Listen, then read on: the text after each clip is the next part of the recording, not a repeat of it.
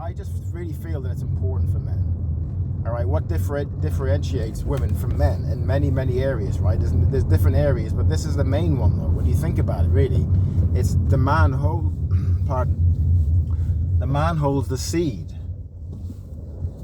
to life, right? And you can imagine what it's doing inside your body in every kind of area, right? And it's kind of like building up energy, it's building up a frequency, it's building up your manhood, it's building up all these things that are for men.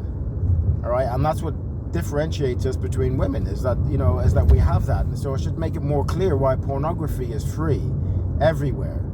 All right, I don't care what men think. All right, every man fights with pornography. Okay, because we're more visual than women in some way, right? And we kind of like have a different frequency than women, because we have this thing of kind of like, it's only what we see first, kind of thing, you know what I mean? And then the other things can grow afterwards, and men and women are very different in this area. Women, they care about security and all that kind of stuff, and who can supply security for them and all the rest of it. Like I have a love-hate relationship with women. I care for women too much in one area, and it's caused me a lot of suffering in one way as well because of my mother, right? And I can pinpoint it, and I can look at it and go like, yeah, okay. I have to take a back seat in so many ways from women. Even though women like me and stuff like that, they're drawn to my weird kind of energy, I suppose. Then they get very bored with it very quickly because it could be insecure for them. You know what I mean? And they're looking for security. But just say semen retention with pornography, that's why it's free everywhere. And men have a real hard time with the control of pornography. I do. I was watching some of it yesterday for like 5 minutes, but because the way my mind operates now, it's kind of like I'm always watching myself. I'm always watching and going, it only lasted about 4 or 5 minutes. I had this urge and then kind of like, just packed it away. And was I masturbating? Yeah, for about a minute I was masturbating for about 60 seconds, something like that. And then I closed it all down and just said, no, this is not the way for me. So semen retention, weapons of mass destruction are simple weapons like this. This has taken down all societies. All right, fluoride in the water is one of them. All right, God knows what they're fucking doing to all the slaves with all this lies and bullshit, right? But pornography is a massive one, man. It's a stealth weapon. It's a psychological operation on the man's psyche. All right, and kind of like, so I practice semen retention simply because one of the main reasons is I was sick and tired of becoming in some way like a woman when I'm with a woman.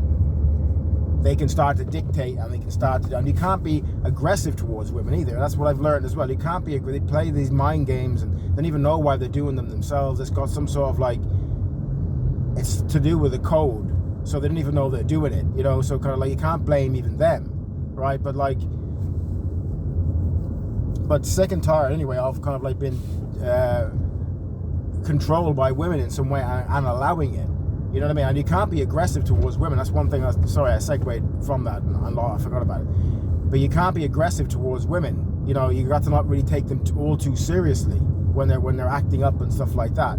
And you've got to check yourself. That's what you've really got to do with women, because most women seem to come across, to me anyway, as incredibly childish and silly in some areas, right? But it's always your own response to them which gives it the power.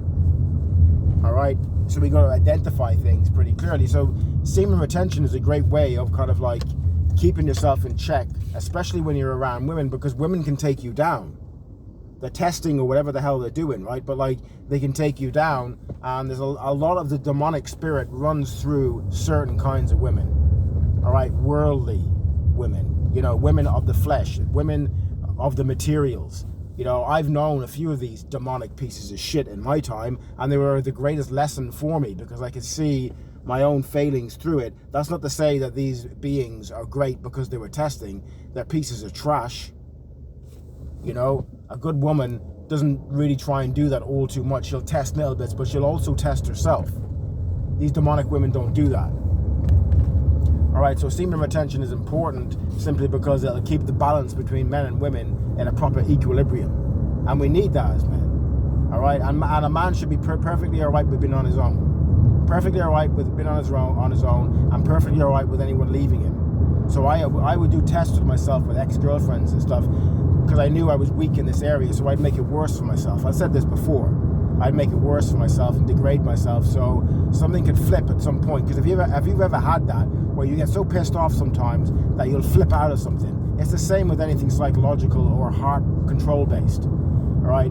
So semen retention is important. I'm a practitioner of it because I think it gives men what they need to be able to deal with what they need to deal with, and it keeps them cool, and it makes sure that they don't emotionally react to nonsense and things that are happening, whether it's policy enforcement, the government, which is supposed to work for us but has went rogue and started working for itself while it's getting paid by us, right? It's a fucking madhouse. All right, so but it's a great way of doing all that. So I'm a practitioner of it. I do it. You know, I done it for about 3 months earlier in the year, and then I had a mishap, right?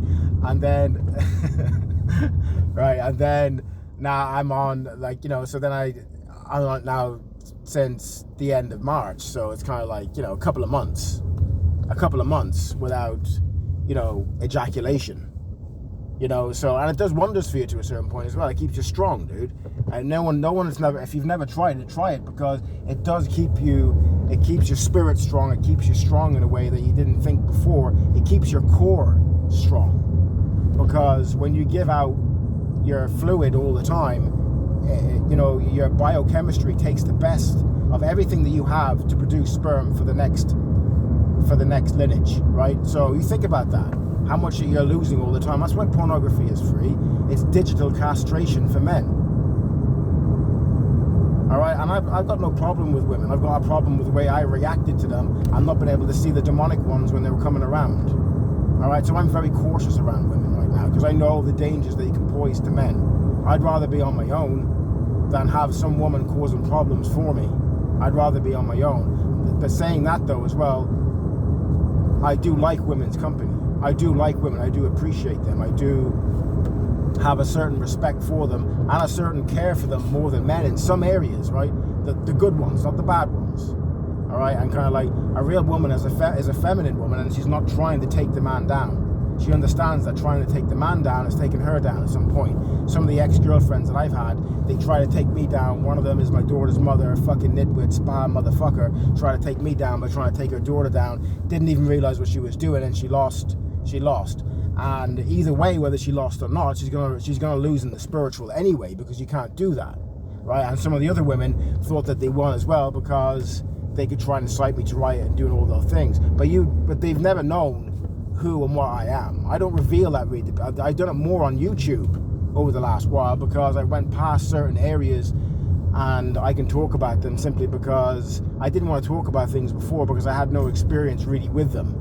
It was just ideas and thoughts in my head, right? So some of these women will realize later on what they've done, you know, and I don't really care about them. I never did really, you know, and in some instances I was attached to them, but I didn't like them. People don't understand that as well. It's like, oh, if you're attached to someone, it's like you love them. No, you can't stand them. They can't stand you. If you're attached to someone, you don't like them at all, simply because if you observe yourself with anyone, right, any being, whether it's your family members, your children, there's always this fight, struggle dynamic of who's going to win. Women do this with men all the time as well. Okay, who's going to win in this small area, or questioning you here, or questioning you there. It's all a fight and pull dynamic, which is unnecessary, dude. It's unnecessary, but at the same time, it's necessary if you want to grow, because you can see how you react to people doing certain things. It can be very small, okay? But you have to keep it lighthearted. If you don't keep things lighthearted with a woman, just say that you're with, or that you're kind of like, you know, spending time with, even a tiny bit of time with, doesn't even have to be anything sexual, right? Spending a bit of time with. If you're kind of like not checking yourself in them moments, you know, you're wasting a good opportunity to grow and get out of the trap. If you think you're not in the trap, then okay, think you're not in the trap. I know you're in the trap. I know I'm in the trap. But I've got out of it to a certain point, and I'll talk about it. So you can't win over me. In certain areas, you can't win over me. Same with Paul Unslaved. You can't win over him in certain areas. Like his talk the other day, when I played one of his talks for a couple of minutes, and he was this Anton guy, this idiot, buffoon, fucking Another Day, Another Clown, was it episode 2? He was kind of like saying, "You're gonna go to jail, Paul. You're gonna go to jail." And Paul's saying, "Right." And he's like, "You're gonna go to jail." And you go, "Yeah, and." You see, you can't hurt him some way. Once you're prepared to die, once you're prepared to go to jail, once you're prepared to do certain things, how can you do something on someone like that? Once you're prepared to live in a tent in the middle of nowhere, how the fuck can you do something on someone like that? Okay, it's only because we're attached to things in this material world that we can't be free. Okay, you got your dumbass wife, you got your dumbass house, you got your dumbass car, you got a dumbass job, you got this dumbass bullshit everywhere that is necessary as well to have. I'm not dissing all that stuff. I want all that stuff as well, right? But it's when it comes before, when it's the horse before the cart, and you're there protecting it, and the principle comes after all that stuff then as well, then you're already dead. Then you're already dead. You have to be willing to risk everything to get everything. That's what I've been learning over the last while. And to segue back to ex-girlfriends and stuff like that, they've never known who and what I am. Okay, because I've played my own games with them to get out of the trap. Because once I realized that they were not for me, maybe on a physical level, sexual level, but once I realized that they were not for me and they were only causing trouble and they wasn't bringing any peace to the house, they were only going to bring destruction, which they tried to do, which they did as well. All right. One in particular, one with fake tits. I knew the minute she done that, it was over. The minute she done that, I was on the couch and I was in my internal space and I was thinking, I'm going to have to go through hell. I'm going to have to go through hell because of the mistake that I made having someone like that in my life that would actually do something like that. Like that particular being will realize later on in life what she done. And what she done on me as well, for nothing. Okay? Because of her delusion in her head. There's no more secure person to be with than someone like me. All right, because I will stand on things that are true and right, and I will put myself as a target if it need be. You understand? You know, so I knew right there and then, just say when that girl done that I had to go through hell and earth. I knew I had to be separated from her, and I also knew that I couldn't be with her. I knew that because anyone that would do something like that shows who and what they are, shows that they're not capable of critical thought, and they don't know the brainwashing that's going on through society about your body and all that kind of stuff, which is not who you are, which you're going to rot anyway. It's going to rot away. It's not who you are. All right, you're just going to end up looking like a clown, right? You know, we're all going to end up looking like clowns, right? Just give it a bit of time. All right, but yeah, so that's really the end of that talk. I think that, I have an affinity towards men to a certain point as well. I don't like to see them being shafted and pimped and macked on, as Paul would say, through the media and through the bullshit and through the lies when you can see through them. You know, and it's not my business to go around telling people what to do because I'm just as confused in certain areas as everybody else. But I do have a spiritual practice, and I put that first. Not no woman, not no nothing. I put that first. Sometimes I don't. Sometimes I don't. Which is a mistake, which I have to get better at. Okay, but it's all a learning process, and these people that think that they're winning over you, like I made another video before, lose so you can win. Very important to lose so you can win. Like when people are putting pressure on you, man, it doesn't necessarily mean you have to do anything about it. Look at the pressure that is coming from your system when someone, even it may even be kind of like, it might even be your wrong wiring. Maybe they're not trying to put pressure on you. They're just trying to do their own thing sometimes. Okay? But when pressure does arrive because people have been awkward or people have been this way or they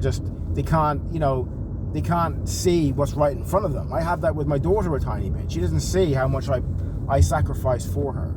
She thinks it's just the way it is. No, I sacrifice for her every day. And she's not, sometimes she's not, what's the right word? She's not appreciative of what I do for her. And that causes problems simply because it's not the way the universe operates. You have to be appreciative of people who do things for you. I always appreciate for anything that anyone does on me, simply because it's the way the universe works. Give and take, not greedy to give, not greedy to take. I'm not greedy to take, and I'm certainly not greedy to give. You know what I mean? And that's the way the nature has set it up. It has to be that way. If you're just taking all the time and you're not giving anything back, what do you think these fucking talks are about? All right? Not one person's ever given me a goddamn fucking penny for doing any of these talks. You think they're for me? Yes, they are for me in some area, but they're also for my fellow man and woman as well, because it's a duty that I have to a certain point, whether no one's listening. It doesn't make any difference. It's the intent behind it. The intent behind it is that it's of service, and we have to be of service in this world. If we're not in service in this world, then we're only serving ourselves. We're only serving the ego. We're only serving the one meat suit that we identify with only, right? So, and that's a mistake, dude. It's a mistake to do that, you know. So I like being in service, but I certainly don't like people being uppity with me and thinking like, well, I like your service, but why can't you do some more for me? You know, what are you going to do for anybody else? What do you do for anybody else? Do you do anything for anybody else?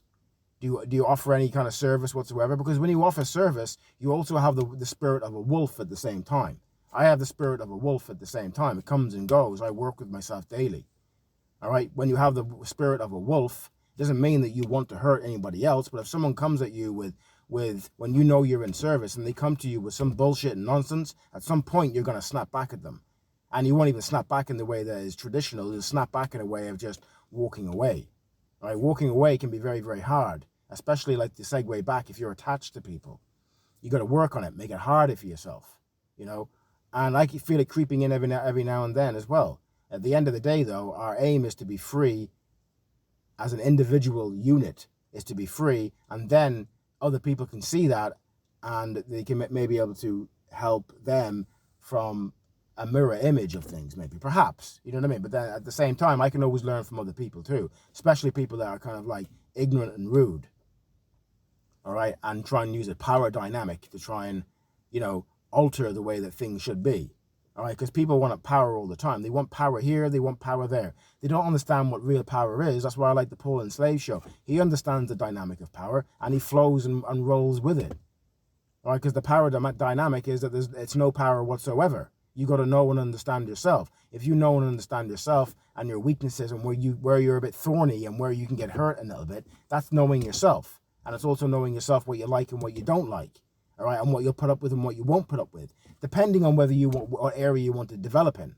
Because if you have an area that you really want to develop in, you'll put up with a lot of shit so you can test yourself. Testing yourself is really, really important. I yield.